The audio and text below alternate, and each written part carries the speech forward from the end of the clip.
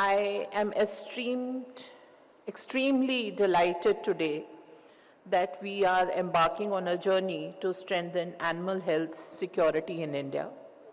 This initiative of animal health security strengthening in India for pandemic preparedness and response marks a very significant step towards building a resilient framework to safeguard our nation from zoonotic diseases. India is a peculiar country where the man to livestock ratio is almost the same.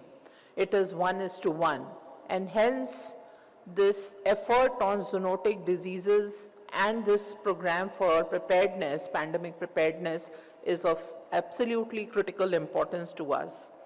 With the generous support of $25 million from the G20 Pandemic Fund, we are poised to make substantial progress in this field. I would like to mention over here, this is just the beginning, and everybody here in the room, I would like to mention, while One Health as a concept is being talked about in the world, but I must also say that One Health concept to find its feet, I think this is one of those initiatives where we will see the concept grow and have a formal structure herein. Like we say, after every darkness there's a silver lining, and COVID was indeed that. There was darkness, we all struggled, we lost so many human lives, we lost our near and dear ones, but this was a silver lining for the livestock who really don't have a voice. That is one constituency that is always looking at us doe-eyed for some kind of intervention for their own health, and COVID taught us the importance of livestock health. The Indian agriculture sector, I will not dwell deep into it, but we contribute to about 30% in the GVO of agriculture. While we are seeing deceleration in agriculture as such, but the agriculture sector with fisheries and livestock is growing, largely because of the growth in these two sectors. I was recently in the International Dairy Federation conference in Paris, and I take pride in mentioning over here that on the world stage, it was mentioned that in the next 2 decades, if you have to see anything progressing, and if people have to see businesses growing, then this is the right time for the next 2 decades to be in India, the way our dairy sector is booming.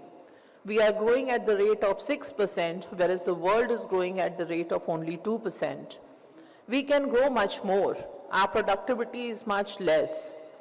So, considering the population of animals or livestock that we have, if we invest in animal health, and if we invest in health of humankind, this is going to be a game-changing period with this kind of an effort which we are launching today. Our strategy is multifaceted, focusing on strengthening disease surveillance, preventive cure, and to establish a robust network to monitor and track the disease patterns. The world is moving in the field of IT. We need to harness the same. We have to expand our laboratory network and invest more in the lab network in the country. Unfortunately, so far, this sector has not seen the kind of investment that is required. But now things are changing. Every year, even from Government of India, our budget is increasing and we are spending more on the livestock sector. The effort is supported by a strong collaboration. We are partnering with global institutions like the FAO, the Asian Development Bank, and the World Bank. These partnerships will bring technical expertise, global best practices, financial support enabling us to implement the initiatives effectively. And I am also very confident that the model that we develop, implement, and sustain in the country will become a model for the rest of the world. Our collaboration underscores the global recognition of animal health as a part of the comprehensive public health strategy and demonstrate India's leadership in addressing a common challenge.